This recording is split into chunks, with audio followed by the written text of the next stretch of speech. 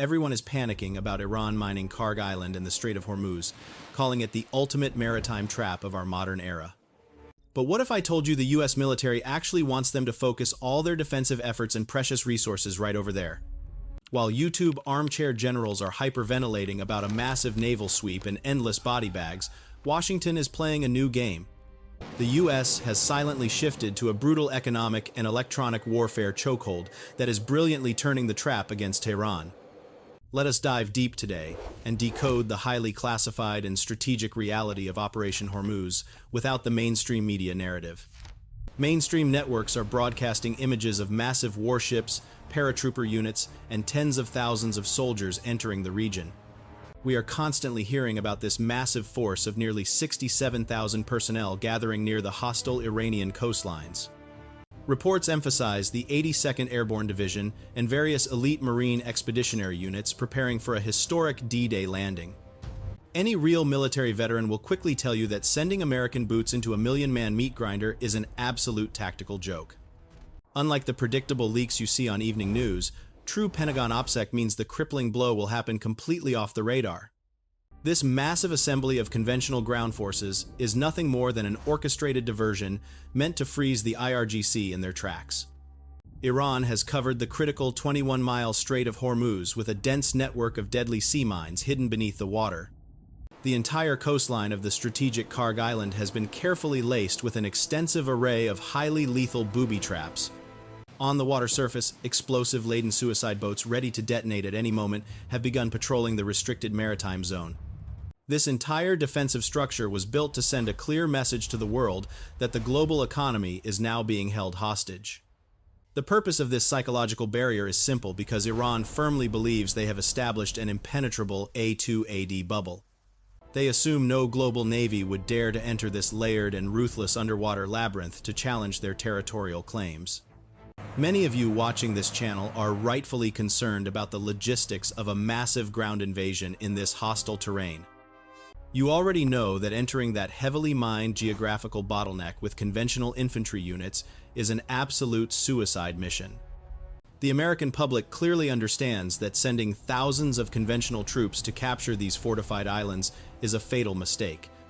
We have learned from past decades of conflict that the Pentagon cannot afford to feed our brave men into a grinding war of attrition. Washington is definitely not going to sacrifice precious American lives on those foreign beaches just to secure a narrow strip of water. We currently possess absolute air and naval superiority, which allows us to dismantle their defenses without engaging in ground combat. Our advanced stealth and standoff munitions are designed specifically to shatter those defensive bubbles without risking any young soldiers. By relying on this massive technological advantage, we can efficiently protect our military personnel while still achieving total dominance. The Pentagon has absolutely no intention of clearing those naval minefields or fighting through the narrow Strait of Hormuz. The true American strategy completely bypasses the fortified coastal defenses by executing a massive Indian Ocean blockade. Naval commanders will simply seize or block all Iranian-bound oil tankers in the deep and open waters of the Indian Ocean. This Venezuela-style interdiction strategy directly targets the 90% of crude oil exports flowing from Kharg Island. Analysts know Kharg Island is their main oil export terminal, but destroying its infrastructure is an unnecessary environmental risk. Instead of dropping bombs on radar stations and missile silos, the US Navy will just wait for the cargo ships hundreds of miles away. Every single barrel of sanctioned crude oil attempting to leave the region will be quietly intercepted by our elite boarding parties. By choking off their maritime economic lifelines in international waters, we render their entire coastal trap completely useless. This methodical approach starves the regime of its crucial revenue streams without ever triggering a messy regional ground conflict. The Islamic Revolutionary Guard Corps relies entirely on this cash flow to fund their extensive network of dangerous proxy militias. This asymmetric strangulation tactic effortlessly cuts off their primary war funding without firing a single amphibious artillery shell. Washington effectively neutralizes the Iranian geopolitical threat while keeping our carrier strike groups safely out of missile range. Once the financial pipeline dries up in the vast expanses of the ocean, their heavily fortified coastal defense network becomes a joke. The entire economic foundation of their military machine will quickly collapse under the immense pressure of this silent naval siege. Iran is not unprepared for these scenarios, and they are attempting to turn the Strait of Hormuz into a lethal death trap.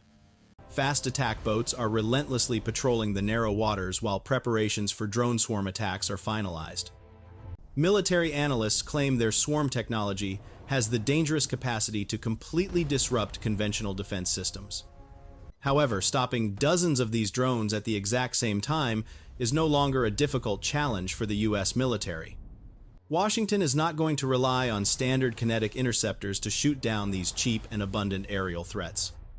The actual battlefield solution relies entirely upon our next-generation electronic attack platforms and microwave payloads. Their drone swarms are rendered useless against high-frequency microwave weapons that fry circuitry in milliseconds. These invisible energy waves instantly destroy the navigation systems of incoming projectiles without firing traditional munitions. Electronic warfare aircraft like the EA-1 8G Growler can aggressively jam all of their communication and targeting networks. We have witnessed similar advanced drone killer tactics being successfully tested and refined on the battlefields of Ukraine. The Pentagon has meticulously studied those modern engagements to perfect their asymmetric counter-swarm operational strategies. Before a single suicide drone can acquire its designated target, its internal guidance chip is completely burned out from miles away. The entire sky over the Persian Gulf becomes an impenetrable wall of electronic interference that paralyzes Iranian hardware. The Iranian fast attack boats will suddenly find their digital dashboards going completely dark in the middle of the ocean. Without GPS signals and radio communications, their much-feared naval swarm becomes a disorganized fleet of blind floating targets. American electromagnetic dominance effectively neuters the fundamental core of their highly publicized asymmetric naval doctrine. While ground forces act as a brilliant diversion, the real devastating power comes directly from absolute aerial supremacy. Overhead B-52 heavy bombers are quietly circling the region, waiting to deliver their terrifying payloads of candles from hell. These massive strategic bombers are heavily supported by advanced F-35 fighter jets equipped with next-generation target acquisition. The F-35 fighters penetrate deep into hostile airspace, completely undetected to designate high-value targets for the waiting bombers. Iran falsely believes their air defense networks can spot these incoming threats using shared satellite feeds from Russia and China.